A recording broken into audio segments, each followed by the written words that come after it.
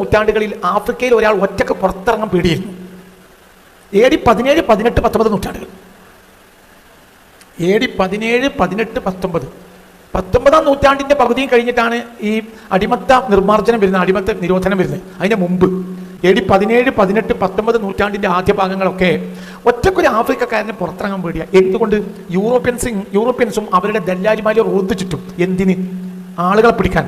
കുട്ടികളെ പിടിക്കാം, വലിയ വലിയ മനുഷ്യന്മാരെ പിടിച്ചുകൊണ്ടുപോയിട്ട് എന്തിനാ കൊണ്ടുപോകുന്നത്? അമേരിക്ക കൊണ്ടുപോയിട്ട് അവരെ അടിമകളാക്കും, തോട്ടത്തിൽ പണിയെടുക്കും, കൂലിയൊന്നുമില്ല. ഇറാന്റെ ആത്മീയ നേതാവായ അലി ഖാംനായിയെ കൊല്ലേണ്ട ആവശ്യം എന്താ? ഒരാവശ്യമില്ല. എന്തുകൊണ്ട്? ലോകത്തെ ഏറ്റവും വലിയ എണ്ണ ധാതു സമ്പത്തിന്റെ കേന്ദ്രമാണ് എന്ത്? ഇറാൻ. ഏഷ്യയിൽ ആദ്യമായി എണ്ണ കണ്ടുപിടിക്കുന്നത് ഇറാനിൽ നിന്നാണ്. 1902. ഏഷ്യയിൽ ആദ്യമായി പെട്രോളിയം കണ്ടെടുക്കുന്നത് 1902. എവിടുന്നാണ്? ഇറാനിൽ നിന്നാണ്. രാത്രി യാത്ര ചെയ്യാൻ പറ്റൂല, യാത്രയിൽ പിടിക്കാം. ചെറിയ യാത്രാ സംഘങ്ങളാണെങ്കിൽ അതിന് പിടിക്കാം. അങ്ങനെ അമേരിക്ക തന്നെ എഴുതി വെച്ച ചരിത്രത്തിൽ അമേരിക്കയുടെ നിർമ്മിതിക്ക് വേണ്ടി ആഫ്രിക്കയിൽ നിന്ന് 30 ലക്ഷം മുസ്ലിങ്ങളെ എങ്കിലും തട്ടിക്കൊണ്ടു പോയിട്ടുണ്ടാവും, അടിമയാക്കിയിട്ടുണ്ടാവും എന്ന് അമേരിക്ക തന്നെ പിൽക്കാലത്ത് എഴുതി വെച്ച ചരിത്രത്തിലുണ്ട്. ഈ 30 ലക്ഷം എന്ന് പറഞ്ഞാൽ ഞങ്ങൾക്ക് മനസ്സിലാവും. അതാണ് ഞാൻ പറഞ്ഞത്. ഈ 30 ലക്ഷം എന്ന് പറഞ്ഞാൽ ഇവർ അടിമകളല്ല, ഇവരാരാ? സ്വതന്ത്രരാ. യാതൊരു നിലക്കും നിലനിൽപ്പില്ലാത്ത ഒരു വാദം, അത് അസത്യമാണെന്ന് അറിഞ്ഞിട്ടും യൂറോപ്പ് ഇന്നും അതിനെ പൊക്കിപ്പിടിച്ച് നടക്കുന്നു. ഒരു ന്യായവും ആ ഒരു സംഗതിയുടെ പിന്നിലില്ല, ഒരു ന്യായവുമില്ല. 1492 മുമ്പ്, അതിൻ്റെയും നൂറ്റാണ്ടുകൾക്ക് മുമ്പ് ലോകത്തിറങ്ങിയ മാപ്പുകളിൽ വരെ അമേരിക്ക അടയാളപ്പെടുത്തി. മസ്ഊദിയുടെ മാപ്പ് വരെ, വേൾഡ് മാപ്പ് വരെ കഴിഞ്ഞ തവണ ഞാനിവിടെ കാണിക്കുകയുണ്ടായി.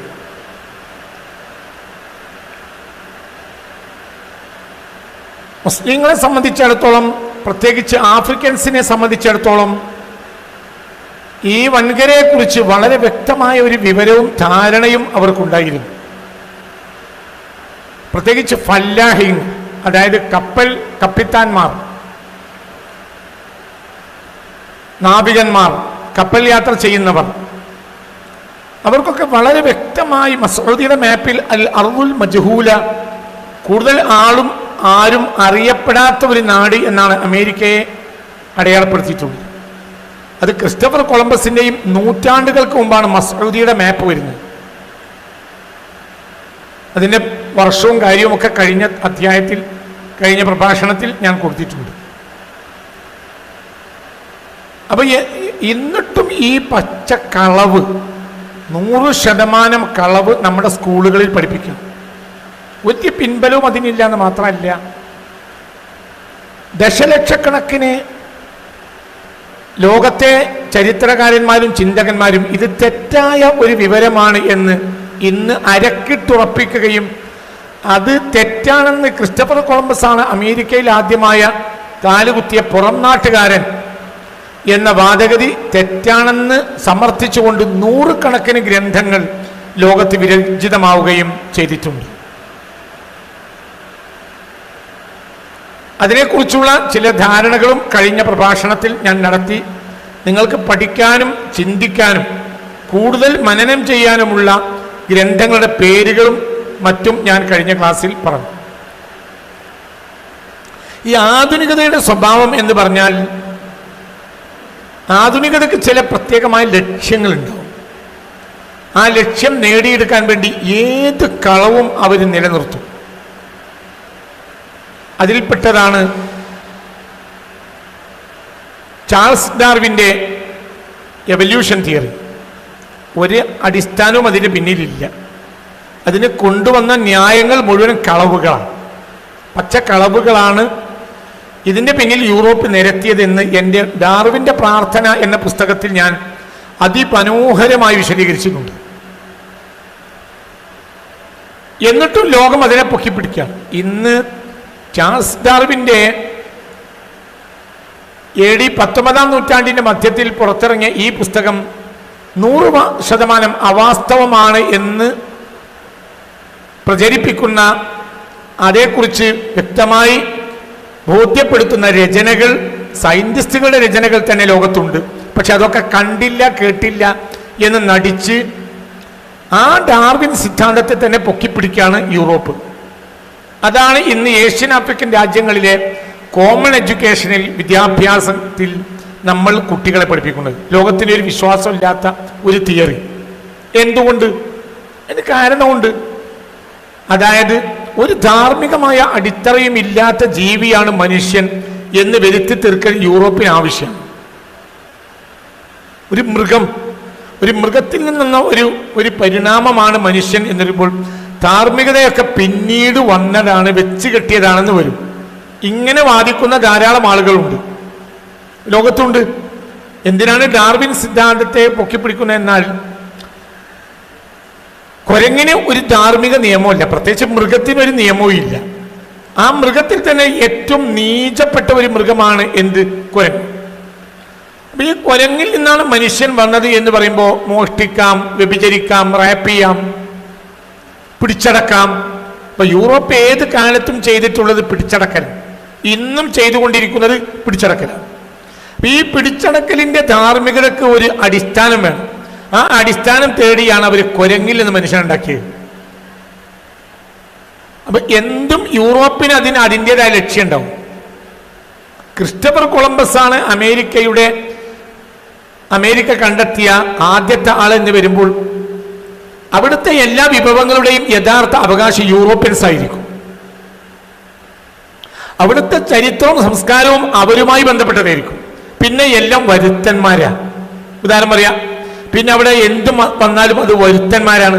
പിന്നെ അവിടെ ഹിന്ദുമതം വന്നാൽ അത് വരുത്തന്മാരുടെ മതമാണ്. ഇസ്ലാം മതം വന്നാൽ അത് വരുത്തന്മാരുടെ മതമാണ്. പിന്നെ സംസ്കാരം വന്നാൽ അത് വരുത്തന്മാരുടെ സംസ്കാരമാണ്.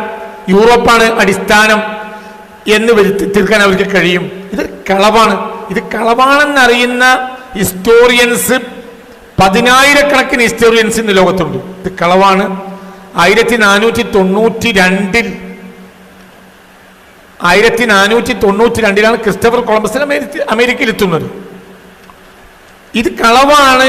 അയാളാണ് ആദ്യത്തെ കണ്ടുപിടുത്തക്കാരൻ, അമേരിക്ക കണ്ടെത്തിയ ആദ്യത്തെ പുറംനാട്ടുകാരൻ എന്നത് 100% കളവാണെന്ന് പറയുന്ന 10,000-കണക്കിന് ഹിസ്റ്റോറിയൻസ് ഇന്ന് ലോകത്തുണ്ട്.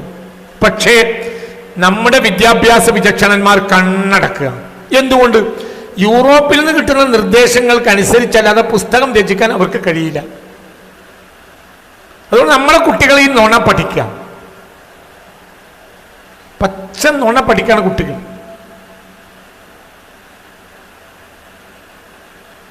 മാനവ സംസ്കാരം എന്ന് പറഞ്ഞാൽ എത്ര ഗൗരവമുള്ളൊരു സംസ്കാരമാണ്. ആ മാനവ സംസ്കാരം, പ്രത്യേകിച്ച് ഏഷ്യൻ സംസ്കാരം, ഏഷ്യൻ നാട്ടുകാർ, ആഫ്രിക്കക്കാർ, ഇതാണല്ലോ മാനവ സംസ്കാരത്തിന്റെ ഈറ്റില്ലം പോറ്റില്ലം എന്ന് പറയുന്നത് ഏഷ്യൻ ആഫ്രിക്കൻ രാജ്യങ്ങളാണ്. ഈ ഏഷ്യൻ ആഫ്രിക്കൻ രാജ്യങ്ങൾ അമേരിക്ക എന്ന അവരുടെ തൊട്ടടുത്ത്, പ്രത്യേകിച്ച് ആഫ്രിക്കക്കാരെ സംബന്ധിച്ചിടത്തോളം അവരെ തൊട്ടടുത്ത് കിടക്കുന്ന ഒരു നാടാണ്. ഞാൻ കഴിഞ്ഞ ക്ലാസ്സിൽ നിങ്ങളോട് പറഞ്ഞു, അവർക്ക് ഇന്ത്യയിൽ വരാൻ പ്രയാസം, അതേസമയത്ത് അമേരിക്കയിൽ പോകാൻ എളുപ്പ. പറഞ്ഞല്ലോ, ജിദ്ദയിൽ നിന്ന് 2500 നോട്ടിക്കൽ മൈലാണ് കേരളത്തിലേക്ക്, കോഴിക്കോട്ടേക്ക്. അതേസമയത്ത് സെനഗലിൽ നിന്ന് 1602 nautical മൈലാണ്.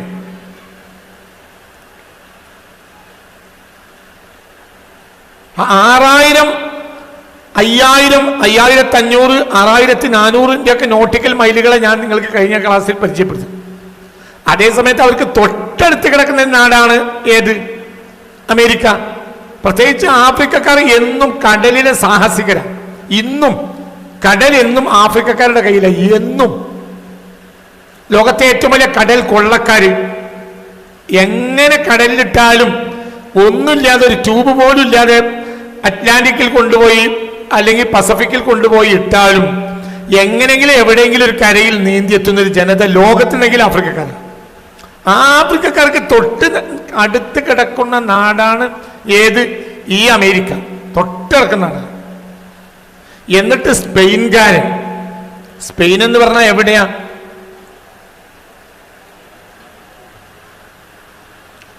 സ്പെയിനിത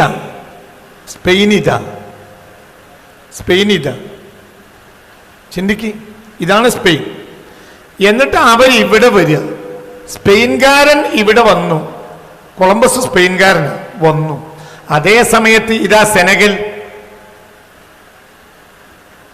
Liberia, Senegal, guinea, Mauritania, ഇവരൊക്കെ എന്ന് പറഞ്ഞാൽ ഇവരെ തൊട്ടടുത്ത് അവരിന്ന് ഒന്ന് നീന്തി കയറാനെന്ന് പറയാവുന്ന ഒരു കടൽ സാഹസികനെ സംബന്ധിച്ചിടത്തോളം ഒരു ചങ്ങാടത്തിൽ കിടക്കാനും, അങ്ങനെ ചങ്ങാടത്തിൽ ഈ ഏരിയ ഒരു ചങ്ങാടത്തിൽ, സാധാരണ ചങ്ങാടത്തിൽ വിട്ടുകടന്ന് കാണിച്ചു കൊടുത്ത ഒരു ചരിത്രത്തിൽ പിന്നെ ഉണ്ടായിട്ടുണ്ട്. ഞാൻ പിന്നീട് പറയാം. ചങ്ങാടം, ഒരു സൗകര്യമില്ലാത്തൊരു ചങ്ങാടത്തിൽ ഈ അറ്റ്ലാന്റിക് ഓഷ്യൻ വിട്ടുകിടന്ന ആളുകൾ പിന്നീട് കാണിച്ചു കൊടുത്തിട്ടുണ്ട് 20-ാം നൂറ്റാണ്ടിൽ. ഞങ്ങൾക്കിത് എളുപ്പമാണ്, എന്നിട്ട് യൂറോപ്പ് അംഗീകരിച്ചില്ല. എന്തുകൊണ്ട്? ഇതിൻ്റെ അവകാശികൾ ഞങ്ങളാണ്, ലോകത്തെ ഒരു വലിയ വൻകര. അതോടുകൂടെ ലോകത്തെ പോലീസ് അവരായി. ഇനി ലോകം മുഴുവൻ ഞങ്ങളെ കയ്യിലാണ്. ഈ നുണ പറയാൻ വളരെ എളുപ്പമാണ്. അവിടെ നമ്മൾ ഈ അടിമത്തം നമ്മൾ അവസാനിപ്പിക്കണം. ഞാനിത് പറയാനുള്ളൊരു കാരണം ഞാൻ പണ്ടേ പറയുന്നതാണ്. യൂറോപ്പ് എന്ത് പറഞ്ഞാലും, യൂറോപ്പിൽ നല്ല മനുഷ്യന്മാരില്ല എന്നൊന്നും എനിക്ക് വാദമല്ല. പക്ഷെ യൂറോപ്പിനെ 100% നമ്മൾ വിഴുങ്ങുന്നതിന് മുമ്പൊന്ന് പഠിക്കണം. എന്താണ് പറഞ്ഞത്, അത് യൂറോപ്പിൻ്റെ താല്പര്യമാണോ എന്ന് പഠിക്കണം. എന്നുള്ള യാഥാർത്ഥ്യം കണ്ടെത്താതെ നമ്മൾ യൂറോപ്പിനെ വിഴുങ്ങിയാൽ ഈ ഒരു നുണയിൽ നമ്മൾ അകപ്പെട്ടു. യൂറോപ്പ് പറഞ്ഞ പല കാര്യങ്ങളും നുണയാണ് എന്ന് യൂറോപ്പിൽ തന്നെ സമ്മതിക്കുകയാണ് യൂറോപ്യന്മാർ. അപ്പൊ അവർക്ക് ഇനി വ്യക്തമായ കാഴ്ചപ്പാടും ഒരു വ്യക്തമായ താല്പര്യം ഉണ്ട് അതിന്റെ പിന്നിൽ. അപ്പൊ ഇതിനെയൊക്കെ വിശദീകരിക്കുക എന്നതാണ് ഇതുപോലെയല്ല ഒരുപാട് ചരിത്രങ്ങളുണ്ട്. ഇൻഷാ അല്ലാഹ് നമ്മൾ ധാരാളം മനസ്സിലാക്കേണ്ട ചരിത്ര ഭാഗങ്ങൾ ഉണ്ട്. വിവിധങ്ങളായ ചരിത്രങ്ങളെ നമ്മൾ പഠിക്കും. ഇതൊരു ആവശ്യമാണ്. ഹിസ്റ്ററി പഠിക്കുക എന്നുള്ളത് സത്യത്തിൽ സൂറത്തുൽ ഫാത്തിഹയിലെ ഏറ്റവും പ്രധാനപ്പെട്ട ആയത്ത് ഹിസ്റ്ററിയാണ്. ഹിസ്റ്ററി പഠിക്കാൻ നമ്മൾ ആവശ്യപ്പെടാം. സിറാത്തുൽ ലദീന ഓരിൽ മഗ്ദൂബി അലൈഹിം, നല്ലവരുടെയും കെട്ടവരുടെയും ചരിത്രം പഠിക്കുക, എന്നിട്ട് നല്ലവരെ അനുധാവനം ചെയ്യുക. ഇതാണ് ഫാത്തിഹ പോലും നമ്മളോട് പറയുന്നത്. അപ്പൊ നമ്മുടെ ജീവിതത്തിനെ സംബന്ധിച്ചിടത്തോളം നമ്മുടെ ലൈഫിന്റെ എന്താ പറയുക, ഒരു ബേസിക് ചാർട്ടാണ് നമ്മൾ ഇവിടെ ഉണ്ടാക്കുന്നത്. നമ്മൾ എന്തിനെ ഡിപ്പെൻഡ് ചെയ്ത് മുന്നോട്ട് പോകണം മനസ്സിലാക്കണേ, ചിന്തിക്കണം. നമ്മൾ എന്തിനെ ഡിപ്പെൻഡ് ചെയ്ത് മുന്നോട്ട് പോകണം എന്നാണ് ഈ ക്ലാസ്സിൽ പഠിപ്പിക്കുന്നത്. അത് ഒരു രാജ്യത്തിന്റെ ചരിത്രവും ചില വ്യക്തികളുടെ ചരിത്രവും. ഇപ്പൊ മാൻസ മൂസ എന്നതൊരു വ്യക്തിയുടെ ചരിത്രം, പക്ഷെ ആ വ്യക്തിയുടെ ചരിത്രം ഒരു വൻകരയുടെ ചരിത്രം എന്നല്ല, അത് ലോകത്തിന്റെ ചരിത്രമാണ്. ഇന്ന് ഞാൻ നിങ്ങളുടെ പഠിപ്പിക്കുന്നതിൻ്റെ അടിസ്ഥാനം യാഥാർത്ഥ്യം ഈ ഒരു കളവ്, ആ കളവാണെന്നതിനെ അംഗീകരിക്കുന്ന ബലപ്പെടുത്തുന്ന ചില രേഖകൾ. പിന്നീട് ക്രൂരന്മാരായ യൂറോപ്യൻ അധിനിവേശകർ പിടിച്ചുകൊണ്ടുപോയി അടിമകളാക്കി നിർമ്മിച്ചതാണ് അമേരിക്ക. മനസ്സിലായില്ല? അമേരിക്ക ഉണ്ടാക്കിയത് അമേരിക്കക്കാരല്ല, അമേരിക്ക ഉണ്ടാക്കിയത് ആഫ്രിക്കക്കാരാണ്. ആഫ്രിക്കക്കാരെ പിടിച്ച് കൊണ്ടുപോയിട്ട് അടിമകളാക്കി ഉണ്ടാക്കിയതാണ്.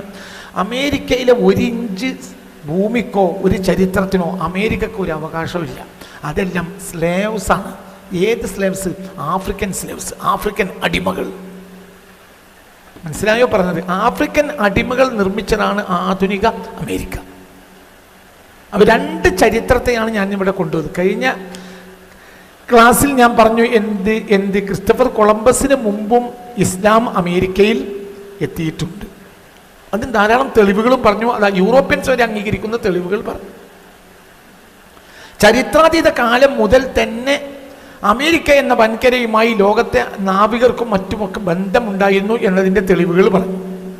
പിന്നെ പുതിയ കാലത്ത് AD 10-ാം നൂറ്റാണ്ടിന് ശേഷം വന്ന ഒരുപാട് തെളിവ്, മാലിയിൽക്കാർക്കൊക്കെ മറ്റുള്ള വലിയ ബന്ധങ്ങൾ പറഞ്ഞു. മനസ്സിലായോ പറഞ്ഞത്? ഇനി പറയാൻ പോകുന്നത് 2 കാര്യങ്ങളാണ്. ഒന്ന്, അതിനെ ബലപ്പെടുത്തുന്ന ചില കാര്യങ്ങൾ, നമ്മൾ കൊളംബസുമായി ബന്ധപ്പെട്ട ചില കാര്യങ്ങൾ പറയും. പിന്നെ സ്ലേവ്സിനെ പറയും, ആഫ്രിക്കൻ സ്ലേവ്സ്. സത്യത്തിൽ ആഫ്രിക്കൻ സ്ലേവ്സ് എന്നാൽ സത്യത്തിൽ അവർ സ്ലേവ്സ് അല്ല, അവർ ഹുഫാദുൽ ഖുർആൻ ഹാഫിളീങ്ങളാണ്. ചിലരൊക്കെ വലിയ പ്രിൻസുമാരാണ്, അവരെയൊക്കെ അമേരിക്കക്കാർ യൂറോപ്യൻസ് പിടിച്ചു കൊണ്ടുപോയിട്ട് അവിടെ തോട്ടങ്ങളും സൗകര്യങ്ങളും ഉണ്ടാക്കി അവരെ അടിമകളാക്കി. ഇവരൊക്കെ വലിയ പണ്ഡിതന്മാരായിരുന്നു, വലിയ വലിയ മിലിറ്ററി ലെഫ്റ്റനന്റുകളായിരുന്നു, വലിയ പണ്ഡിതന്മാർ, വലിയ വലിയ പണ്ഡിതന്മാർ. അതായത് ഇവർ പിടിച്ചുകൊണ്ടുപോകും. ആഫ്രിക്കയിൽ ഒരു കാലത്ത് പുറത്തിറങ്ങാൻ പറ്റാത്തൊരു കാലം വന്നു പോയിട്ടുണ്ട്. ഏത് കാലത്ത്? ഏകദേശം AD 18-19 നൂറ്റാണ്ടുകളിൽ ആഫ്രിക്കയിൽ ഒരാൾ ഒറ്റക്ക് പുറത്തിറങ്ങാൻ പേടിയിരുന്നു. AD 17, 18, 19 നൂറ്റാണ്ടുകൾ. AD 17, 18, 19. 19-ാം നൂറ്റാണ്ടിൻ്റെ പകുതിയും കഴിഞ്ഞിട്ടാണ് ഈ അടിമത്ത നിർമ്മാർജ്ജനം വരുന്നത്, അടിമത്ത നിരോധനം വരുന്നത്. അതിന് മുമ്പ് AD 17, 18, 19 നൂറ്റാണ്ടിൻ്റെ ആദ്യ ഭാഗങ്ങളൊക്കെ ഒറ്റക്കൊരു ആഫ്രിക്കക്കാരന് പുറത്തിറങ്ങാൻ പേടിയ. എന്തുകൊണ്ട്? യൂറോപ്യൻസും അവരുടെ ദല്ലാലിമാരെ റോന്ത് ചുറ്റും. എന്തിന്? ആളുകളെ പിടിക്കാൻ. കുട്ടികളെ തന്നെ പിടിക്കാം, വലിയ വലിയ മനുഷ്യന്മാരെ പിടിച്ചു കൊണ്ടുപോയിട്ട് എന്തിനാ കൊണ്ടുപോകുന്നത്? അമേരിക്ക കൊണ്ടുപോകും. അമേരിക്ക കൊണ്ടുപോയിട്ട് അവരെ അടിമകളാക്കും, തോട്ടത്തിൽ പണിയെടുപ്പിക്കും. കൂലിയൊന്നുമില്ല, തോട്ടത്തിൽ പണിയെടുപ്പിക്കും. അവരുടെ ചരിത്രം ലോകത്തിൻ്റെ ചരിത്രമാണ്. അവരുടെ കണ്ണുനീര് ലോകത്തിൻ്റെ കണ്ണുനീരാണ്. ഇതിൽ നമ്മൾ മനസ്സിലാക്കണം. ഇപ്പം നിങ്ങൾ ഹാഫിളീങ്ങളാണ്, നിങ്ങൾ ഇവരെ ചരിത്രം പഠിക്കേണ്ടതുണ്ട്. കാരണം ഇതിൽ വലിയൊരു ശതമാനം ഹാഫിളീങ്ങളാണ്. ഞാൻ നിങ്ങളോട് പറഞ്ഞിട്ടുണ്ട്, 19-ാം നൂറ്റാണ്ടിൽ ഹാഫിദുൽ ഖുർആനായ മാൻസ മൂസയുടെ ചില പ്രവർത്തനങ്ങളാണ് ആഫ്രിക്കയിൽ ഹിഫ്ദുൽ ഖുർആൻ എന്ന ഒരു രീതി വളർത്തിയത്. മനസ്സിലായോ പറഞ്ഞത്? 1270 അദ്ദേഹം ജനിക്കുന്നത്. 1337 മരിച്ചു മാൻസ മൂസ.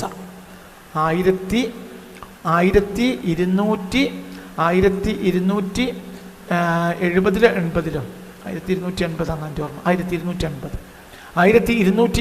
ജനിച്ച് 1337 മരിച്ച ആളാണ് മാൻസ മൂസ. അദ്ദേഹം ഹാഫിദുൽ ഖുർആൻ ഹാഫിള. അദ്ദേഹം വലിയ രാജാവ, ചക്രവർത്തിയാണ്. ഖുർആൻ ഹാഫിളുമായിരുന്നു, വലിയ പണ്ഡിതനുമാണ്.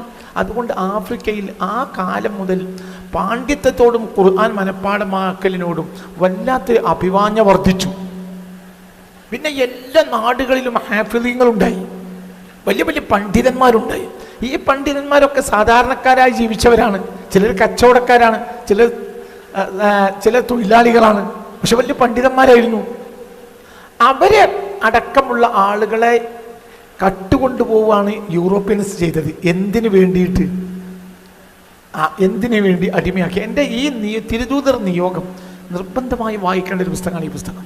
ഈ പുസ്തകത്തിൻ്റെ തുടക്ക ഭാഗത്ത് യൂറോപ്യൻസ് ചെയ്തിട്ടുള്ള സ്വതന്ത്രരായ ആളുകളെ അടിമകളാക്കിയ ചിത്രങ്ങളും ചരിത്രങ്ങളും ഈ പുസ്തകത്തിൻ്റെ ആദ്യ ഭാഗത്ത് പറയുന്നുണ്ട്. ഇതിൻ്റെ ഏകദേശം എന്ന് പറഞ്ഞാൽ ഇതിൻ്റെ ഒരു 13, 14, 15 പേജ്, 13, 14, 15, 16 പേജുകൾ. ഇതാ ആഫ്രിക്കക്കാരുടെ ആഫ്രിക്കക്കാരെ ചെങ്ങലക്കിട്ട് 15-ാം പേജിലുണ്ട്. ഇതാ ആഫ്രിക്കയിൽ യൂറോപ്യൻ അധിനിവേശകർ 19-ാം നൂറ്റാണ്ടിൽ മാത്രം തങ്ങളെ ക്രൂര ഭരണത്തിലൂടെ ഭൂഖണ്ഡത്തിൻ്റെ ജനസംഖ്യയുടെ പകുതിയായി കൂട്ടക്കൊള്ളില്ല. നമീബിയയിലെ ആളുകളെ കൊണ്ടുപോകുന്ന ചെങ്ങലക്കെട്ട് കൊണ്ടുപോകുന്നതാണിത്. ഇവരൊക്കെ സ്വതന്ത്രരാണ്, ഒരു അടിമകളല്ല. ഇത് യൂറോപ്യൻസ് വന്നിട്ട് ചെങ്ങലക്കെട്ട് കൊണ്ടുപോവുക ചെയ്തത്. അതിൻ്റെ യൂറോപ്യൻ ആഫ്രിക്കക്കാരെ അടിമകളായി പിടിച്ചു കൊണ്ടുപോകുന്നു. ബ്രിട്ടീഷ് പെയിൻറ്ററായിരുന്ന ജോർജ് മോർലാൻഡിൻ്റെ 1780 വരച്ചൊരു ചിത്രമാണ്. അതൊക്കെ ഇതിലുണ്ട്. ഒരാൾ തൻ്റെ ആഫ്രിക്കക്കാരനായൊരു മനുഷ്യൻ തനിക്ക് അടിമവേലയുടെ കാലത്ത് കിട്ടിയ അടിയുടെ പാടുകൾ പ്രദർശിപ്പിക്കണമൊക്കെ ഈ പുസ്തകത്തിലുണ്ട്. ഈ പുസ്തകത്തിൻ്റെ തുടക്ക ഭാഗം എന്തുകൊണ്ടാണ് മുഹമ്മദ് നബി വരേണ്ടി വന്നത് എന്നത് ഈ പുസ്തകത്തിൻ്റെ ഒരു പ്രമേയമാണ്. അത് ഇത്തരം ക്രൂരതകളെ തടയാൻ മുസ്ലിങ്ങൾക്ക് കഴിഞ്ഞു. AD 10-ാം നൂറ്റാണ്ട് വരെ. 10-ാം നൂറ്റാണ്ടിന് ശേഷം മുസ്ലിങ്ങൾ തളർന്നു. അപ്പോൾ ഉണ്ടായതാണ് കോളനൈസേഷൻ. നിങ്ങൾക്ക് പറഞ്ഞത് മനസ്സിലായില്ലേ? കോളനൈസേഷൻ 10-ാം നൂറ്റാണ്ട് വരെ നടന്നില്ല എന്നല്ല, 15-ാം നൂറ്റാണ്ട് വരെ നടന്നില്ല. കാരണം എന്താ? ഏഷ്യൻ ശക്തി കരുത്തായിരുന്നു. ഈ ഏഷ്യൻ ശക്തി എന്ന് പറഞ്ഞ സത്യത്തിൽ ആരാണ്? ക്രിസ്ത്യാനികളും മുസ്ലിങ്ങളും യോജിച്ചു നിന്നു. അതുകൊണ്ട് യൂറോപ്യൻസിന് ഒരു തോന്നിയാസം ചെയ്യാൻ 15-ാം നൂറ്റാണ്ട് വരെ കഴിഞ്ഞില്ല. പക്ഷെ അതിനുശേഷം ഈ സമൂഹം തളർന്നുപോയി. അപ്പോഴാണ് ആദ്യത്തെ കോളനൈസേഷൻ വരുന്നത്. ആദ്യത്തെ കോളനൈസേഷൻ വരുന്നത് 15-ാം നൂറ്റാണ്ടിൻ്റെ അവസാനത്തിലാണ്, അല്ലെങ്കിൽ 16-ാം നൂറ്റാണ്ടിൻ്റെ തുടക്കത്തിലാണ്. അപ്പം അതിൻ്റെയൊക്കെ വ്യക്തമായ ചിത്രം എല്ലാവരും ഈ പുസ്തകം നിർബന്ധമായും ആവർത്തിച്ച് വായിക്കണം. ഒരു വിജ്ഞാനത്തിൻ്റെ ഒരു ബഹറാണ് ഈ പുസ്തകം. നിർബന്ധമായും വായിച്ചിരിക്കണം. പ്രത്യേകിച്ച് നമ്മുടെ ചരിത്രത്തിൽ എവിടെയാണ് മുഹമ്മദ് മുസ്തഫാനെ പ്ലേസ് ചെയ്യേണ്ടത് സ്വല്ലല്ലാഹു അലൈഹി വസല്ലം, ആധുനിക ചരിത്രത്തിൽ പുണ്യ റസൂൽ സ്വല്ലല്ലാഹു അലൈഹി വസല്ലം എവിടെ പ്ലേസ് ചെയ്യണം എന്ന് മനസ്സിലാകാത്തത് കൊണ്ടാണ് നമ്മുടെ പല കുട്ടികളും ലിബറലിസ്റ്റ് ആവുന്നത്. അവർക്ക് നബിയെ അറിയൂല. അവർ പൗരാണികരായ പല നബിമാരും കടന്നു പോയിട്ടുണ്ട് എന്നതുപോലെ കൂട്ടത്തിൽ ഒരാളായിട്ടാണ് റസൂലുള്ളാഹിനെ മനസ്സിലാക്കണം. അത് പാടില്ല. അമ്പിയാക്കളൊന്നും ഒക്കെ നല്ലവർ തന്നെയാണ്. പക്ഷെ പുതിയ കാലത്തെ നബിയായ മുഹമ്മദ് മുസ്തഫയെ നമ്മൾ പുതിയ കാലത്ത് തന്നെ മനസ്സിലാക്കണം. അപ്പോൾ ലോകത്തിൻ്റെ ചതിയെ തിരിച്ചറിയണം. അപ്പം ഇന്നത്തെ ഈ പ്രഭാഷണത്തിൻ്റെ മർമ്മം എന്ന് പറഞ്ഞാൽ ആഫ്രിക്കക്കാരായ അമേരിക്ക തന്നെ പിൽക്കാലത്ത് എഴുതി വെച്ച ഹിസ്റ്ററി അനുസരിച്ച് 30 ലക്ഷം സ്വതന്ത്രരായ മുസ്ലിങ്ങളായ ആഫ്രിക്കക്കാരെ അമേരിക്കയുടെ നിർമ്മിതിക്ക് വേണ്ടി 17, 18, 19 നൂറ്റാണ്ടിൽ കൊണ്ടുവന്നിട്ടുണ്ട്. അമേരിക്കനെ എഴുതി വെച്ചിട്ടുണ്ട്. എന്ത് പറഞ്ഞ്? അമേരിക്കയുടെ ഹിസ്റ്ററി തന്നെ ഉണ്ട്. എന്ത്? സ്വതന്ത്രരായ 30 ലക്ഷം മുസ്ലിങ്ങളെയെങ്കിലും ആഫ്രിക്കയിൽ നിന്ന് കടത്തിയിട്ടുണ്ടാവും. അവരാരായിരുന്നു? സ്വതന്ത്രർ. 30 ലക്ഷത്തോളം ആളുകളെ കയ്യിൽ നിന്ന് ഒരാൾ ഒറ്റക്ക് പോവാണെങ്കിൽ പിടിച്ചോണ്ട് പോവാ, വീട്ടിൽ കയറി പിടിക്കുക, പിന്നെ അതിനു വേണ്ടി പണം കൊടുത്തിട്ട് റോന്ത് ചുറ്റുന്ന ആളുകൾ ആഫ്രിക്കക്കാരെ തന്നെ ഇവർ കയ്യിലാക്കുക. എന്നിട്ട് ആഫ്രിക്കക്കാർ കൂട്ടത്തിന് പിടിച്ചോണ്ട് പോവാ. രാത്രി യാത്ര ചെയ്യാൻ പറ്റൂല, യാത്രയിൽ പിടിക്കുക. ചെറിയ യാത്രാ സംഘങ്ങളാണെങ്കിൽ അതിൽ നിന്ന് പിടിക്കാം. അങ്ങനെ അമേരിക്ക തന്നെ എഴുതി വെച്ച ചരിത്രത്തിൽ അമേരിക്കയുടെ നിർമ്മിതിക്ക് വേണ്ടി ആഫ്രിക്കയിൽ നിന്ന് 30 ലക്ഷം മുസ്ലിങ്ങളെയെങ്കിലും തട്ടിക്കൊണ്ടു പോയിട്ടുണ്ടാവും, അടിമയാക്കിയിട്ടുണ്ടാവും എന്ന് അമേരിക്ക തന്നെ പിൽക്കാലത്ത് എഴുതി വെച്ച ചരിത്രത്തിലുണ്ട്.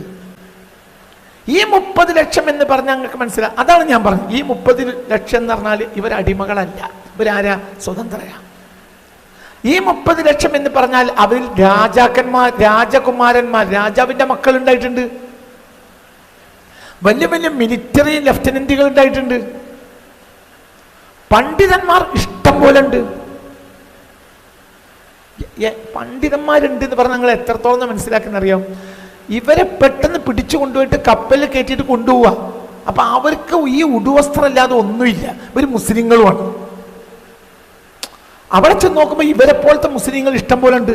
അവർക്ക് ഫാത്തിഹ സൂറത്തല്ലാതെ ഒന്നും അറിയില്ല. അപ്പോൾ ഈ കൂട്ടത്തിലെ പണ്ഡിതന്മാർ ഓർമ്മയിൽ നിന്ന് ഖുർആൻ പകർത്തി എഴുതി. മനസ്സിലായില്ല? പിന്നെ കാലഘട്ടത്തിൽ ഈ സ്ലേവ്സായ മുസ്ലിങ്ങൾ ഉപയോഗിച്ചത് അവരെ കൂട്ടത്തിലെ പണ്ഡിതന്മാർ പകർത്തി എഴുതി കൊടുത്ത മനസ്സിലായില്ല? ഖുർആൻ എന്നൊക്കെ പറഞ്ഞ മനസ്സിലായി. ഇപ്പൊ ഒരു ഖുർആൻ എഴുതണമെങ്കിൽ ഒരു മുസാഫ് പകർത്തി എഴുതുന്ന ഒരാൾ എന്താ ചെയ്യുക? മുന്നിലൊരു മുസാഫ് വെച്ചിട്ടാണ്. അങ്ങനത്തെ ഖത്താത്തീങ്ങൾ എല്ലാ കാലത്തും ഉണ്ടായിട്ടുണ്ട്. ഇപ്പം ഈ അച്ചടി അധികരിക്കുകയും 19-ാം നൂറ്റാണ്ടോട് കൂടിയാണ് ഖുർആന്റെ അച്ചടി വരുന്നത്. അതിന് മുമ്പ് ഖുർആൻ അച്ചടി ഇല്ല. അച്ചടി യന്ത്രത്തിന്റെ സൗകര്യം യൂറോപ്പിൽ 15-ാം നൂറ്റാണ്ട് മുതൽ സാർവത്രികമായിട്ടും മുസ്ലിങ്ങൾ ഖുർആൻ അച്ചടിക്കാൻ അച്ചടി യന്ത്രം ഉപയോഗിച്ചില്ല. അച്ചടി ഉപയോഗിച്ചേ ഇല്ല. ഖുർആൻ എന്താ ചെയ്തത്? പകർത്തിയെഴുതി. യൂറോപ്പിൽ വലിയൊരു സംഘം മുസ്ലിങ്ങളായപ്പോൾ അവർക്ക് ഖുർആൻ ആവശ്യമായി വരികയും അങ്ങനെ ഖുർആൻ കൊടുക്കാൻ പകർത്ത് ഖുർആൻ ഇല്ലാതെയായി വരികയും ചെയ്തപ്പോൾ ഒട്ടോമൻ ഖലീഫ ഖുർആൻ അച്ചടിക്കാൻ കൽപ്പിച്ചതാണ് 19-ാം നൂറ്റാണ്ടിൽ. അതാണ് ചരിത്രത്തിൽ ആദ്യത്തെ ഖുർആന്റെ അച്ചടി. അതിന് മുമ്പ് ഖുർആൻ അച്ചടിയില്ല. എന്തച്ചടിച്ചാലും ഖുർആൻ അച്ചടിക്കൂല. അപ്പം പകർത്തി എഴുതുന്നവർ എന്താ ചെയ്യാം? മുന്നിലൊരു മുസാഫ് വെക്കും. എന്നാൽ ഈ സ്ലേവ്സ്, അടിമകൾ, ആഫ്രിക്കക്കാരായ മുസ്ലിങ്ങളെ പിടിച്ച് അടിമകളാക്കി കൊണ്ടുപോയി. മുസ്ലിങ്ങളെ മാത്രമല്ല ക്രിസ്ത്യാനികളെ അടിമയാക്കിയിട്ടുണ്ട്. എന്നിട്ട് അവരെ യൂറോപ്യൻ മതരീതിയിലേക്ക് മാറ്റി.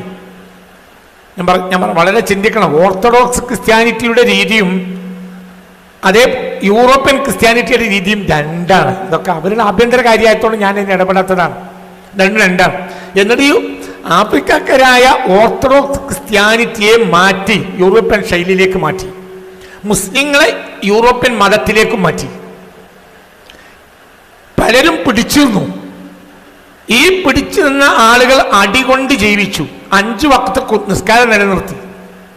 കൂടെയുള്ള ആളുകൾക്ക് അവർ ഖുർആൻ എഴുതി കൊടുത്തു. അതായത് ഫാത്തിഹ മുതൽ സൂറത്തുൻ നാസ് വരെ ഒരാൾ ഇരുന്ന് എഴുതി കൊടുക്കുക. പിൽക്കാലഘട്ടത്തിൽ അങ്ങനത്തെ കണ്ടെടുത്ത കയ്യെഴുത്ത് പ്രതികൾ അസ്ഹറിൽ കൊണ്ടുവന്ന് പരിശോധിച്ചപ്പോൾ ഒരു തെറ്റുമില്ല. ഇത് എവിടുന്ന് എഴുതിയതാണ്?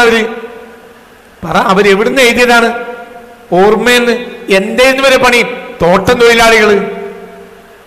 ഇവരാരായിരുന്നു? ഹാഫിളുകൾ. ഈ ചരിത്രം നമ്മൾ പഠിക്കണോ വേണ്ട? നിങ്ങൾ പറയും. നമുക്കാർക്കത് അറിയാം? നമ്മൾ ഈ ചരിത്രം ചരിത്രമല്ലേ പഠിക്കേണ്ടത്? ഇവർ ഇനിയും ചതിക്കും. ഇവരിപ്പോൾ ചതിച്ചുകൊണ്ടിരിക്കുകയാണ്. ഇനിയും ചതിക്കും. ഇവരിനിയും ചതിക്കും.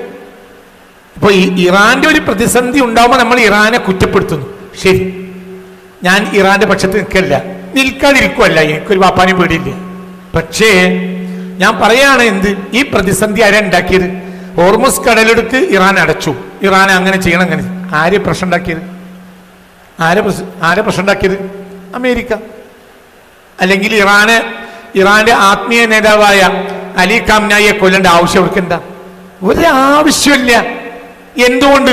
ലോകത്തെ ഏറ്റവും വലിയ എണ്ണ ധാതു സമ്പത്തിന്റെ കേന്ദ്രമാണ് എന്ത്? ഇറാന്. ഏഷ്യയിൽ ആദ്യമായി എണ്ണ കണ്ടുപിടിക്കുന്നത് ഇറാനിൽ നിന്നാണ്. 1902. ഏഷ്യയിൽ ആദ്യമായി പെട്രോളിയം കണ്ടെടുക്കുന്നത് 1902. എവിടുന്നാണ്? ഇറാനിൽ നിന്നാണ്. ഏഷ്യയിൽ ആദ്യത്തെ എണ്ണക്കിണർ, പെട്രോളിയം കിണർ ഇറാനില്ല. 1902. അതിന് മുമ്പ് പെട്രോൾ യൂറോപ്പിലില്ലേ? ഉണ്ട്. 19-ാം നൂറ്റാണ്ടിലുണ്ട്. പക്ഷേ ആ പെട്രോളിയം വെൽസിനെ സംബന്ധിച്ചിടത്തോളം അത് എടുക്കുന്നതിനേക്കാൾ ചെലവ്, ആ പെട്രോളിയത്തിന് കിട്ടുന്ന ലാഭത്തെക്കാൾ വലിയ ചെലവാണ് എടുക്കാൻ. യഥേഷ്ടം കിട്ടൂല. യഥേഷ്ടം കിട്ടുന്നത് 1902 ആരംഭിച്ചത്. അതോടുകൂടെ വിമാനവും വന്നു. വിമാനം വരുന്നത് 1903. ആദ്യത്തെ വിമാനം 1903. ഏഷ്യയിലെ ആദ്യത്തെ എണ്ണക്കിണർ 1902. പഠിക്കണം. അതോടുകൂടി ലോകത്തെ എണ്ണ സുലഭമായി. അതും പ്യൂർ എണ്ണ. വിമാനം പറത്തണമെങ്കിൽ സാധാരണ എണ്ണ പോരാ, പ്യൂർ എണ്ണ വേണം. ഇറാന്റെയും ഇറാഖിന്റെയും ഒക്കെ കയ്യിലുള്ള എണ്ണ പ്യൂർ എണ്ണയാണ്. ഈ പ്യൂർ എണ്ണ കിട്ടി. അതുകൊണ്ടാണ് ഈ കാണുന്ന പുരോഗതി. 1902 ഏഷ്യയിൽ നിന്ന് ആദ്യത്തെ എണ്ണക്കിണർ. 1903 വിമാനം വരുന്നത്. റൈറ്റ് പ്രദേശ് അതിന് മുമ്പ് വിമാനം കണ്ടെടുത്തിട്ടുണ്ട്, ഉണ്ടാക്കിയിട്ടുണ്ട്. പക്ഷെ പറപ്പിക്കാൻ കഴിഞ്ഞില്ല. ഇങ്ങനെയൊക്കെയുള്ള ചരിത്രങ്ങളുണ്ട്. അപ്പൊ എന്തിനാണ് അവർ ഈ ഇറാനെ ആക്രമിക്കുന്നത്? എന്തിനാണ്? എണ്ണ ധാതു വെനിസ്വലയെ അവരാക്രമിച്ചു. എന്തുകൊണ്ട്? ലോകത്തെ ഏറ്റവും നമ്പർ 1 എണ്ണ നിക്ഷേപമുള്ള രാജ്യങ്ങളിൽ ഒന്നാണ് ഏത്? വെനിസ്വല. അപ്പൊ ആ രാജ്യത്തെ പിടിച്ചടക്കണം. ആരാ ഇത് ചെയ്യുന്നത്? ഇവരെന്നെ. ഇതിനെ നടന്ന് ആരും മിണ്ടാനും ഇല്ല. അടിമത്തം. മനുഷ്യ യഥാർത്ഥത്തിൽ ഇപ്പോഴാണ് അടിമകൾ, പണ്ട് അടിമകളല്ല. ആധുനികൻ ഇന്ന് അടിമയാണ്. ഇന്ന് മനുഷ്യൻ സുഖലോലുപനാണ്, അപ്പോൾ അടിമയാണ്. യഥാർത്ഥത്തിൽ സുഖലോലുപനാണ് അടിമയാവുക. തെറ്റ് കണ്ടാലും ഇന്ന് പണ്ഡിതന്മാർ പറയില്ല. എന്തുകൊണ്ട്? പണ്ഡിതന്മാർ വലിയ ശതമാനം സുഖലോലുപരാണ്. അത് പറഞ്ഞാൽ അവർക്ക് ജോലി പോവും, സൗകര്യങ്ങൾ പോവും. അപ്പൊ സൗകര്യം, അപ്പൊ സുഖലോലുപത. എന്തുകൊണ്ടാണ് പണ്ഡിതന്മാർ പുറകോട്ട് പോയത്? സുഖലോലുപത. ദാരിദ്ര്യത്തിലാണ് അവർ നിലകൊണ്ടിരുന്നെങ്കിൽ അവർക്ക് പേടിയില്ല. എന്തുകൊണ്ട്? ഇന്നലെയോ തിന്നാനില്ല, ഇനിയിപ്പോ ഒരു സത്യം പറഞ്ഞോട് പുതിയത് തിന്നാൻ ഇല്ലാതാകലില്ല. ഇന്നിപ്പോ നമ്മൾ മന്തിയും ബിരിയാണി തിന്നാണ്. അപ്പൊ നമ്മളെ സംബന്ധിച്ചിടത്തോളം ഒരു കാര്യം പറയാൻ പേടി, അത് മുടങ്ങിയാലോ? അതാണ് എന്ത്? അതാണ് മാ അഖ്ഷ അലൈക്കുമുൽ ഫഖർ എന്നതിന്റെ ലോജിക്ക്. ഇത് പഠിക്കണം. ഞാൻ ഇന്ന് നിങ്ങളോട് പറഞ്ഞു കൊണ്ടുവരുന്ന ഈ ചരിത്രം എഴുതി വെക്കണം, വെറുതെ ഇരിക്കരുത്, നോട്ട്സ് എഴുതി വെക്കണം, എല്ലാം എഴുതി വെക്കണം. ഞാൻ പറഞ്ഞില്ലേ, ഇതിൻ്റെ ഒരു പ്രധാനപ്പെട്ട പേപ്പർ ആനുവൽ എക്സാമിനേഷൻ നിർബന്ധമായും ഉണ്ടാകും, അത് എഴുതി വെക്കണം. 1492 അമേരിക്കയിലെത്തിയ കൊളംബസ് 1493 സ്പെയിനിലേക്ക് തിരിച്ചെത്തിയിട്ടുണ്ട്, ബാഴ്സിലോണയിലേക്ക് തിരിച്ചെത്തി. അദ്ദേഹത്തിൻ്റെ ഒരു ഡയറി കുറിപ്പുണ്ട്, ബാഴ്സിലോണിയ ലെറ്റർ എന്ന പേരിൽ അത് പ്രസിദ്ധീകരിക്കപ്പെട്ടിട്ടുണ്ട്. ബാഴ്സിലോണ ലെറ്റർ, അതായത് തൻ്റെ ഡയറി കുറിപ്പുകളാണ്. ഒരു നിലക്ക് ആത്മകഥ എന്ന് വേണമെങ്കിൽ പറയാം. അതായത് അദ്ദേഹം സ്പെയിനിൽ നിന്ന് പുറപ്പെട്ട് സ്പെയിനിലേക്ക് 1493 തിരിച്ചെത്തുന്നത് വരെ ഇതിനിടയിൽ കണ്ട അത്ഭുതകരമായ വാർത്താ വൃത്താന്തങ്ങളെ കുറിച്ച് വിശദീകരിക്കുന്ന ഒരു പുസ്തകമാണ് ബാഴ്സിലോണ ലെറ്റർ. സ്പെയിൻകാരനാണ് അദ്ദേഹം. ബാഴ്സിലോണ അറിയാലോ. ബാഴ്സിലോണ ലെറ്റർ എന്നാണ് അദ്ദേഹത്തിന്റെ ഡയറി കുറിപ്പിന് പ്രസിദ്ധീകരിക്കപ്പെട്ടിട്ടുണ്ട്. ഈ ബാഴ്സിലോണ ലെറ്ററിൽ അദ്ദേഹം പറയുന്ന പ്രധാനപ്പെട്ട ഒരു കാര്യം എന്തെന്നാൽ, തൻ്റെ ഈ ബാഴ്സിലോണ ലെറ്ററിൽ അദ്ദേഹം പറയുന്നത്, ഒരു പ്രധാനപ്പെട്ട അദ്ദേഹത്തിന്റെ ഡയറി കുറിപ്പിൽ ഒരു ഏരിയയിൽ അദ്ദേഹം വിശദീകരിക്കുന്നത്, ഞാൻ എൻ്റെ യാത്ര മധ്യ ക്യൂബയിലെത്തിയപ്പോൾ ഒരു പ്രദേശത്തെ, അത് പിന്നീട് ക്യൂബയാണെന്ന് കണ്ടെടുക്കപ്പെട്ടു, ഒരു പ്രദേശത്തെത്തിയപ്പോൾ വലിയൊരു മുസ്ലിം പള്ളി കണ്ടു എന്ന് രേഖപ്പെടുത്തിയിട്ടുണ്ട്.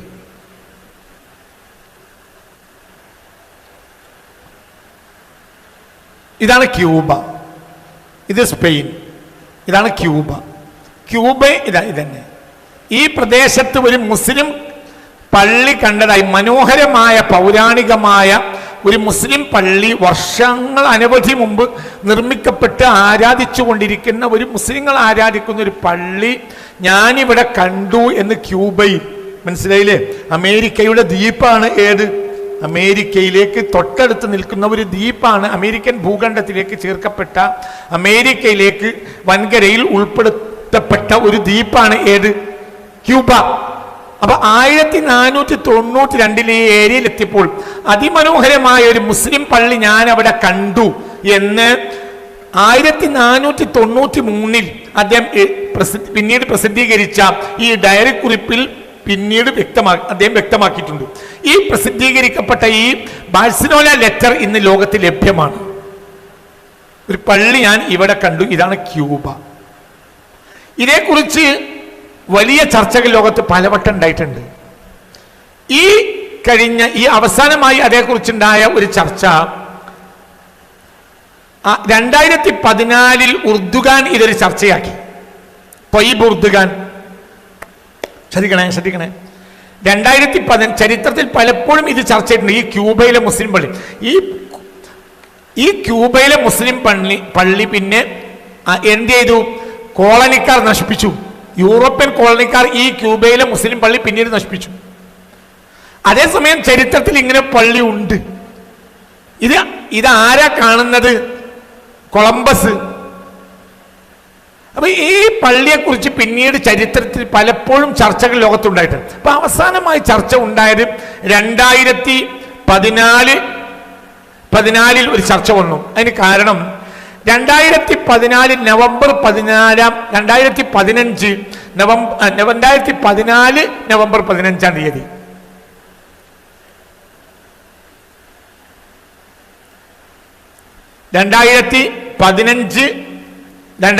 സോറി 2014 നവംബർ 15, ഡേറ്റ് എനിക്ക് തെറ്റുന്ന അടുത്തടുത്ത ഡേറ്റ് ആയതുകൊണ്ടാണ്. 2014 നവംബർ 15 ലാറ്റിൻ അമേരിക്കൻ മുസ്ലിങ്ങളുടെ ഒരു സമ്മേളനം തുർക്കിയുടെ തലസ്ഥാനമായ ഇസ്താംബൂളിൽ നടന്നു. ലാറ്റിൻ അമേരിക്കൻ ഏരിയ എന്ന് പറഞ്ഞാൽ ഈ ഏരിയ, തെക്കേ അമേരിക്കയിലെ, മനസ്സിലായില്ലേ, ഈ ഏരിയ. അപ്പൊ ആ ലാറ്റിൻ അമേരിക്കൻ മുസ്ലിങ്ങളുടെ ഒരു അടിച്ചമർത്തപ്പെട്ട മുസ്ലിങ്ങളാണ് അവർ. അതിന് പല കാരണങ്ങളുണ്ട്. ഇത് ഈ സ്ലേവ്സുമായി ബന്ധപ്പെട്ട പിന്നീട് പറയാം. ഇവരുടെ ഒരു സമ്മേളനം തുർക്കിയുടെ തലസ്ഥാനമായി ഇസ്താംബൂളിൽ നടന്നപ്പോൾ 2014 നവംബർ 15 ഈ സമ്മേളനം ഉദ്ഘാടനം ചെയ്തത് തുർക്കി പ്രസിഡന്റായ തൊയ്യിബ് ഉർദുഗാനാണ്. ആ സമ്മേളനത്തിൽ അദ്ദേഹം പ്രഖ്യാപിച്ചു, ഇപ്പൊ ലാറ്റിൻ അമേരിക്കക്കാരുമായി ബന്ധപ്പെട്ട ഒരു സ്ഥലമാണല്ലോ ഏത്, ക്യൂബ. ഇത് മുസ്ലിങ്ങളുടെ സമ്മേളനമാണ്. അപ്പോൾ തൊയ്യിബ് ഉർദുഗാൻ ഈ സമ്മേളനത്തിൽ പ്രഖ്യാപിച്ചു, ക്രിസ്റ്റഫർ കൊളംബസ് വരെ കണ്ടു എന്ന് പറയുന്നതും ചരിത്രത്തിൽ ഇടം തേടിയതുമാണല്ലോ ഈ പള്ളി. ഈ പള്ളി പിന്നീട് യൂറോപ്യൻ അധിനിവേശകർ നശിപ്പിച്ച. അമേരിക്കയോ ക്യൂബയോ ഇതിന് സമ്മതിക്കുകയാണെങ്കിൽ ഈ പള്ളി പുനർനിർമ്മിക്കാനുള്ള എല്ലാ പണവും തുർക്കി തരും.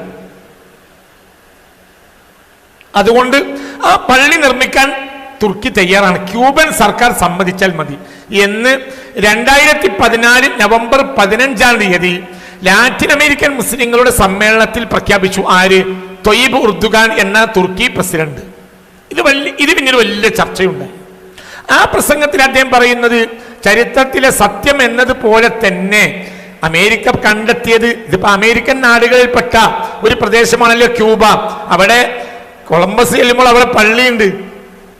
പിന്നെ അമേരിക്ക കണ്ടുപിടിച്ചത് കൊളംബസ് എന്ന് പറഞ്ഞാൽ എന്താ അർത്ഥമുള്ളത്?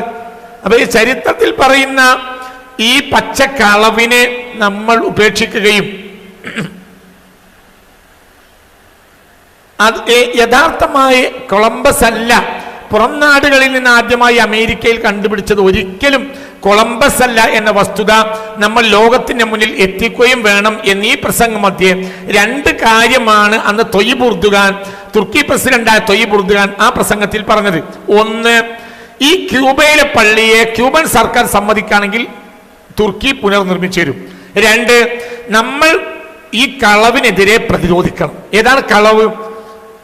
ക്രിസ്റ്റഫർ കൊളംബസാണ് അമേരിക്ക കണ്ടുപിടിച്ചതെന്ന കളവിനെതിരെ നമ്മൾ പ്രതികരിക്കാൻ തയ്യാറാകണം. നമ്മൾ ഒരു അധസ്ഥിത സമൂഹമായി അവർ പറയുന്നത് മുഴുവൻ വിഴിഞ്ഞു നടക്കരുത്. ഈ 2 ചരിത്ര സത്യങ്ങളും ഉർദുഗാൻ അതിൽ പ്രഖ്യാപിക്കുകയുണ്ടായി. ഇതിനെക്കുറിച്ച് BBC-യുടെ റിപ്പോർട്ട് ഞാനിവിടെ നിങ്ങളുടെ മുന്നിൽ കാണിക്കാം. എന്താ BBC പറയുന്നത്? BBC റിപ്പോർട്ടാണ് ഞാൻ വായിക്കുന്നത്. 2014 November 15 BBC report. 2014 November 15 BBC report. Muslims found Americas. 2 അമേരിക്കകളെ കണ്ടെത്തിയത് മുസ്ലിങ്ങൾ തന്നെയാണ്. Before Columbus says Turkey's Erdogan. Before കൊളംബസിന് മുമ്പ് അമേരിക്കയെ കണ്ടെത്തിയത് മുസ്ലിംസ് ഫൗണ്ട് അമേരിക്കാസ്. അമേരിക്കകളെ കണ്ടെത്തിയത് ആരാണ്? മുസ്ലിംസ് ആണ്. അങ്ങനെ പറയാമെങ്കിൽ മനസ്സിലായില്ലേ? മുസ്ലിംസ് ആണ് കണ്ടെത്തിയത്. അതിനപ്പുറത്തേക്കും പറയാം ഇവരുടെ ആദിമ തലമുറകൾ. ഏതായാലും ഈ പ്രവാചകന്മാരെ അംഗീകരിക്കുന്ന സമൂഹത്തിന് വളരെ കൃത്യമായ ബന്ധം എന്തിനോടുണ്ടായിരുന്നു? ആ അർവുൽ മജ്ഹൂല അറിയപ്പെടാത്ത നാടിനോടുണ്ടായിരുന്നു. Before Columbus Muslims discovered the Americas more than 3 centuries before Christopher Columbus. ഏറ്റവും ചുരുങ്ങിയത് മുസ്ലിങ്ങൾ കൊളംബസിന്റെ 3 നൂറ്റാണ്ടിന് മുമ്പെങ്കിലും അവിടെ സംസ്കാരം ഉണ്ടാക്കിയിട്ടുണ്ടാകണം എന്ന് തൊയ്യിബ് ഉർദുഗാൻ പ്രഖ്യാപിച്ചത് അത് അവസാനമായി ചർച്ചയാക്കി BBC കൊണ്ടുവന്നു. BBC-യുടെ 2014 നവംബർ 15 റിപ്പോർട്ട് എടുത്തു നോക്കിയാൽ ആർക്കും ഇത് മനസ്സിലായി. അൽ ജസീറയും ഇത് റിപ്പോർട്ട് ചെയ്തു. ഇത് അൽ ജസീറയുടെ report. Erdogan says Muslims discovered Americas. അമേരിക്കകളെ കണ്ടെത്തിയത് മുസ്ലിംസ് ആണെന്ന് തൊയ്യിബ് ഉർദുഗാൻ പ്രഖ്യാപിച്ചു. Turkish president Tayyip Erdogan has said that the Americas were discovered by Muslims in the 12th century, nearly 3 centuries before Christopher Columbus. കൊളംബസിനും ഏറ്റവും ചുരുങ്ങിയത് 3 നൂറ്റാണ്ടുകൾക്ക് മുമ്പെങ്കിലും ഇസ്ലാമിക സംസ്കാരം എവിടെ ഉണ്ടായിട്ടുണ്ട്?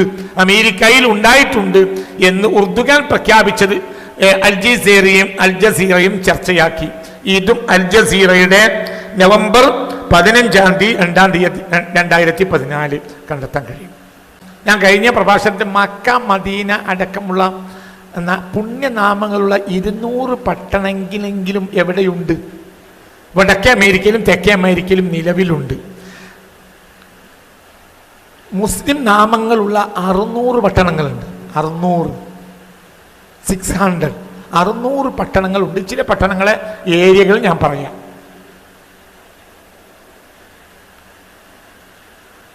600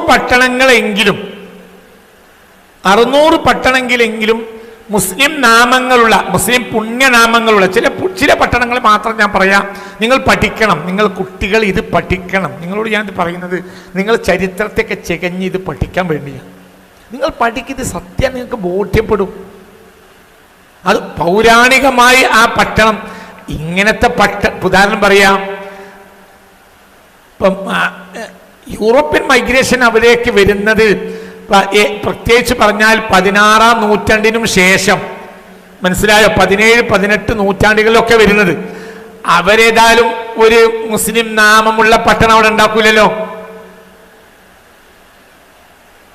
മനസ്സിലാവുണ്ട് പറഞ്ഞത്? അവര് യൂറോപ്യൻസിന് എന്നെ ആവശ്യമില്ലല്ലോ. മാത്രമല്ല യൂറോപ്യൻസ് ആ കാലത്തെല്ലാം വലിയ ശത്രുതയിൽ നിലനിൽക്കുകയാണ്. ഇന്നാണ് ഒരു ചെറിയ ബന്ധമെങ്കിലും ലാഭത്തിന് വേണ്ടി മുസ്ലിം രാജ്യങ്ങളോട് യൂറോപ്യൻസിനുള്ളത്. അപ്പൊ എങ്ങനെ ഇന്നത്തെ നിങ്ങൾക്ക് ചിന്തിക്കണം. അതായത് ഈ കോളനിവൽക്കരണക്കാർ ഒരിക്കലും ഒരു നാട്ടിന് മക്കാന്ന് പേരിടൂലല്ലോ, മദീനാന്ന് പേരിടൂലല്ലോ. അപ്പൊ പൗരാണികമായി ആ നാടിന് പിന്നെ പേര് മാറ്റിയിട്ടുണ്ട്. പക്ഷെ ഇപ്പോഴും പൗരാണികമായി ആ നാമാണ് നിലനിൽക്കുന്നുണ്ട്. ഉദാഹരണം പറയാം, ഇപ്പൊ നമ്മൾ മുംബൈ എന്ന് പറഞ്ഞാലും പൗരാണികന്മാർ ഇപ്പോഴും അവിടേക്ക് എന്താ പറയാ, ബോംബെ പോയോ, ബോംബെ നിന്ന് വരികയാണ്, ഞാൻ മുംബൈയിൽ നിന്ന് വരികയാണെന്ന് ഇപ്പോഴും നമ്മളെ നാവിലൂടെ ആയിട്ടില്ല. ഞാൻ ചെന്നൈയിൽ നിന്ന് വരികയെന്ന് പറയുന്നതിനേക്കാൾ നമുക്ക് രസം ഞാൻ മദ്രാസിൽ നിന്ന് വരികയെന്ന് പറയലാണ്. Chennai express, super fast express എന്ന് പറഞ്ഞതിനേക്കാൾ നമുക്ക് താല്പര്യം മദ്രാസ് മെയിൽ എന്ന് പറയലാണ്. കാരണം പേര് മാറ്റിയിട്ട്, ആ നാടിനെ പേര് മാറ്റിയിട്ട് ഇപ്പൊ 2 പതിറ്റാണ്ടിലേറെയായി. പക്ഷെ നമ്മൾ നാവിൽ ഒതുങ്ങിയിട്ടില്ല എപ്പോഴും. എന്നതുപോലെ ആ നാടിന്റെ പേരൊക്കെ പിൽക്കാലത്ത് കോളനിക്കാർ മാറ്റിയിട്ടുണ്ട്, യൂറോപ്യൻ കോളനിക്കാർ. പക്ഷെ ഇപ്പോഴും ആ പേര് നിലനിൽക്കുന്നുണ്ട്. ഞാൻ ചില ഏരിയകൾ കാണിക്കാം. ഉദാഹരണം പറയാം. ഇപ്പൊ ഇന്ത്യാന സ്റ്റേറ്റില് മക്ക, കാലിഫോർണിയയിലുണ്ട്. മക്ക എന്നൊരു പ്രദേശം കാലിഫോർണിയയിലുണ്ട്. കാലിഫോർണിയയിലുണ്ട് മക്ക എന്നൊരു പ്രദേശം. കാലിഫോർണിയയിലുണ്ട് മക്ക എന്നൊരു പ്രദേശം. കാലിഫോർണിയയിലുണ്ട്. ഞാൻ കാണിക്കാം. അതേപോലെ തന്നെ ശ്രദ്ധിക്കാം, സമുദ്രനിരപ്പിന് താഴെ സ്ഥിതി ചെയ്യുന്ന ഈ പ്രദേശം കൃഷിക്ക് വളരെ അനുയോജ്യം, പേര് കേട്ടതാണ്. ഈന്തപ്പനയുടെ അമേരിക്കയിൽ ഏറ്റവും കൂടുതൽ ഈന്തപ്പന വളരുന്ന നാടാണ് ഏത്? കാലിഫോർണിയയിലെ മക്ക. നിങ്ങൾ ആ ബന്ധം കൂടി നോക്ക്. കാലിഫോർണിയയിൽ മക്ക എന്ന പ്രദേശമുണ്ട്. ഈന്തപ്പന കൃഷി ഏറ്റവും കൂടുതൽ ഉള്ള പ്രദേശമാണ് ആ പ്രദേശം. കാലിഫോർണിയയിലെ ഒരു പ്രദേശം മക്ക.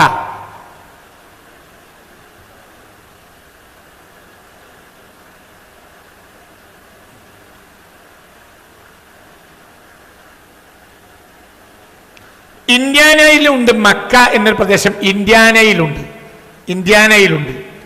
മക്ക എന്നൊരു പ്രദേശം. ഇന്ത്യാനയിലുണ്ട്.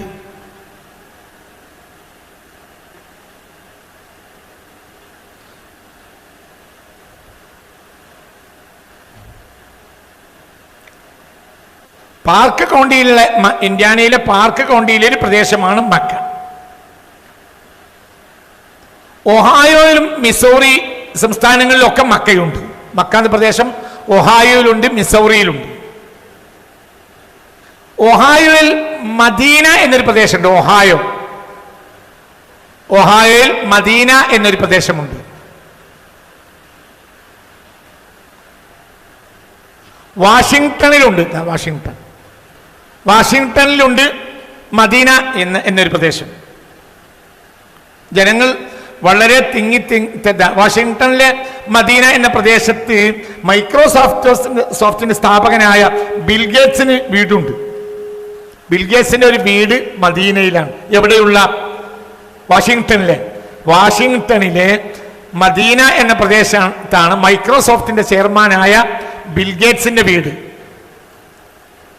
വാഷിംഗ്ടണിൽ. മിനസോട്ടയിലുണ്ട് മദീന എന്നൊരു സ്ഥലം. മിനസോട്ടയിലുണ്ട് മദീന.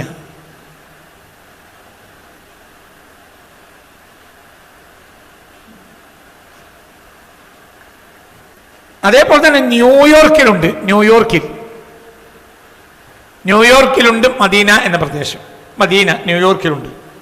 ഓർലിയൻസ് കൗണ്ടിയിൽ സ്ഥിതി ചെയ്യുന്ന ഒരു പ്രദേശമാണ് മദീന, ന്യൂയോർക്കിലെ മദീന.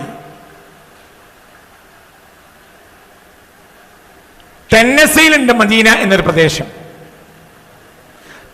നോർത്ത് ഡക്കോട്ടയിലുമുണ്ട് മദീന. അപ്പൊ ഒരുപാട് മക്കയും ഒരുപാട് മദീനയും ഉണ്ട്. ഇതൊക്കെ പ്രധാനമായി അറിയപ്പെട്ട പ്രദേശങ്ങളാണ്. കെയ്റോ എന്ന പേരുള്ള ഒരുപാട് പട്ടണങ്ങൾ അമേരിക്കയിലുണ്ട്. കെയ്റോ ഇല്ലിനോയിലുണ്ട്, ജോർജിയയിലുണ്ട്, ന്യൂയോർക്കിലുണ്ട്, നെബ്രാസ്കയിലുണ്ട്, മിസോറിയിലുണ്ട്. ഇവിടെയൊക്കെ എന്താ പറയാ കെയ്റോ എന്ന പേരുള്ള പട്ടണങ്ങളുണ്ട്. കാരണം ഈജിപ്ഷ്യർക്ക് ബന്ധമുള്ളവരോ ഈജിപ്തിൽ ഉണ്ടായിരുന്ന ഈ ആഫ്രിക്കൻസ്, ആ ആഫ്രിക്കക്കാർ അതനുസരിച്ച് നേരത്തെ പേരിട്ട നാടുകളാണെന്നൊക്കെ. അപ്പൊ ഇതൊന്നും ചരിത്രകാരന്മാർ തന്നെ പറയുന്ന ഇതൊന്നും ആര് വന്നിട്ട് ക്രിസ്റ്റഫർ കൊളംബസിന് ശേഷം വന്ന പേരുകളല്ല. കൊളംബസിന് ശേഷം അതിൻ്റെയൊക്കെ പേര് മാറ്റിയിട്ടുണ്ട്. പക്ഷെ പൗരാണിക രംഗത്ത് ഇപ്പോഴും ആ പേര് നിലനിൽക്കുന്നുണ്ട്. വെസ്റ്റ് വിർജീനിയയിലുണ്ട്, ഒഹായോയിലുണ്ട്. ഇതൊക്കെ നിങ്ങൾക്ക് പഠിക്കാം. ഞാൻ അങ്ങനെ വെറുതെ എന്തോ പറയാൻ പാടില്ലല്ലോ. ഞാനങ്ങനെ വെറുതെ. ഇന്ത്യാനയിലുണ്ട് കെയ്റോ, കെൻസാസിലുണ്ട്, കെൻറക്കിയിലുണ്ട്, ഒക്ലഹോമയിലുണ്ട്. ഇതാണ് ഒക്ലഹോമയിലുണ്ട്.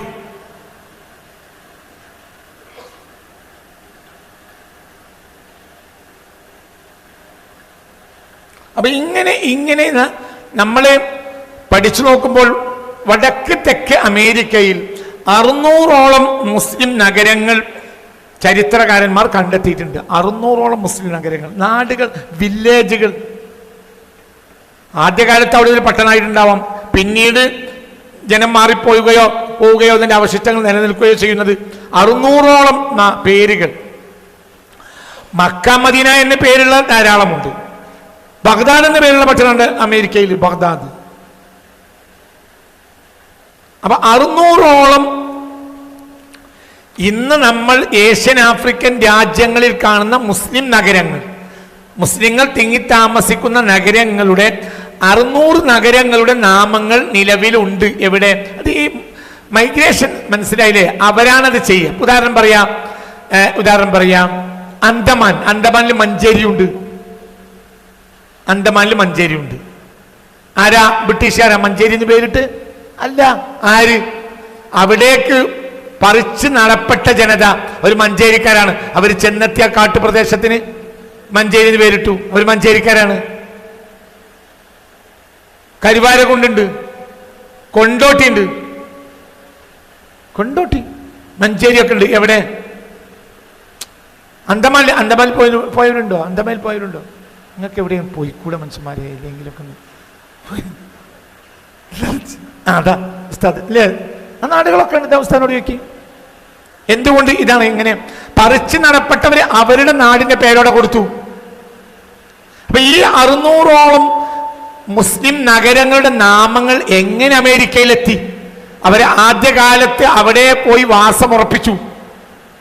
അവരാ നാടിന് ആ പേരാണ് കൊടുത്തു.